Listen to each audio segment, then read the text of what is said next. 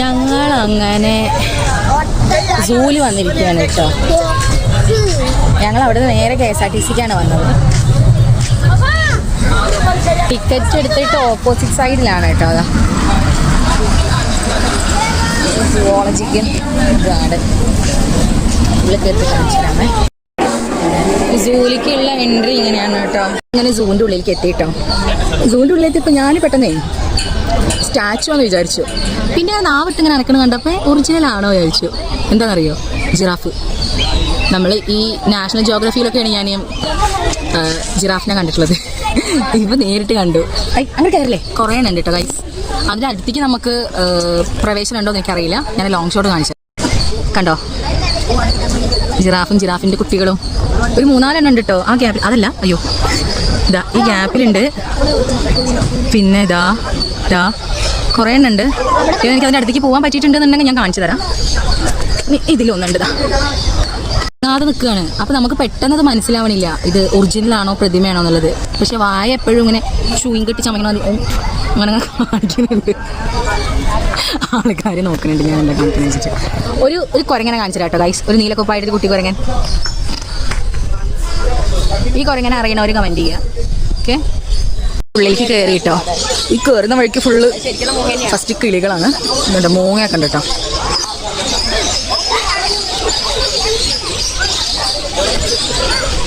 നിറയെ കിളികളുണ്ട്. നല്ല ഭംഗിയുണ്ട് കാണാൻ. ഈ നെറ്റ് ഉള്ളതുകൊണ്ട് നമുക്ക് ക്യാമറയിൽ അത്രയ്ക്ക് അങ്ങോട്ടേക്ക് ഫോക്കസ് ആവില്ല കേട്ടോ.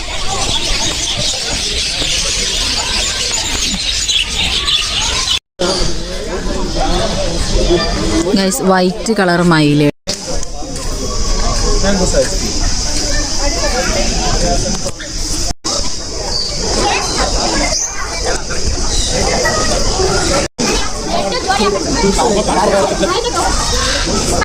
എനിക്ക് തോന്നുന്നത് ഇത്രയും ബേർഡ്സ് ഇവിടെ ഉണ്ട് എന്നാണ് കേട്ടോ.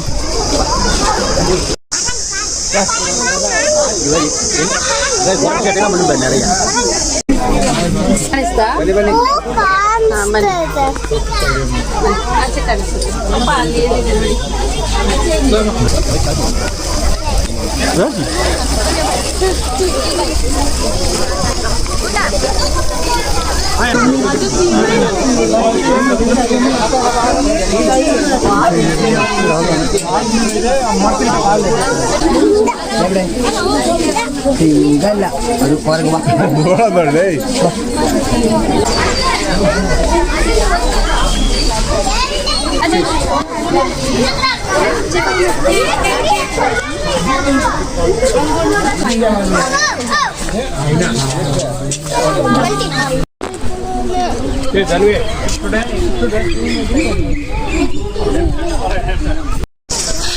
ഇവിടെ കുറേ നടക്കാനുണ്ട് കേട്ടോ. നടന്ന് വയ്യാതായി. കുറേ ദൂരം നടന്നിട്ട് ഇങ്ങോട്ട് എത്തിയപ്പോഴാണ് നമുക്ക് ഫുഡിൻ്റെ ഒരു ഏരിയ കണ്ടത്. അവിടുന്ന് അവിടുന്ന് ഞങ്ങൾ പോപ്കോൺ ഐസ്ക്രീമൊക്കെ കഴിച്ചു. നടക്കുകയാണ്. ഇനി 1 കിലോമീറ്റർ കൂടെ നടക്കാനുണ്ട്. പക്ഷെ ഒരു സുഖം എന്താ അറിയോ, നമ്മൾ ട്രിവാൻഡ്രത്തൊക്കെ പോയിട്ടുണ്ടെങ്കിൽ സൂവിൽ പോയിട്ടുണ്ടെങ്കിൽ ഇങ്ങനെ കയറ്റല്ലേ, നമ്മളിങ്ങനെ കുറേ ഉയരത്തിലേക്ക് കയറണം. ഇവിടെ ഫ്ലാറ്റാണ്. പിന്നെ നിറയെ നമുക്ക് വെയിറ്റിംഗ് ഏരിയ, വെള്ളം, ഡ്രിങ്കിങ് വാട്ടർ ഉണ്ട്. അതുപോലെ ടോയ്ലറ്റ് ഓരോ കിലോമീറ്റർ കൂടുമ്പോഴും ടോയ്ലറ്റ് അവൈലബിൾ ആണ്. അത്യാവശ്യം തിരക്കേടില്ലാത്ത നീറ്റും ഉണ്ട്.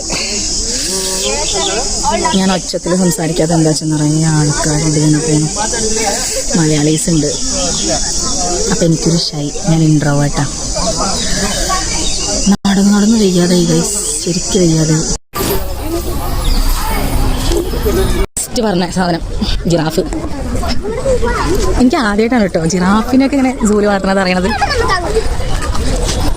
കണ്ട കുറേ ഉണ്ട്. എത്രയാണോ നോക്കിയിട്ട്.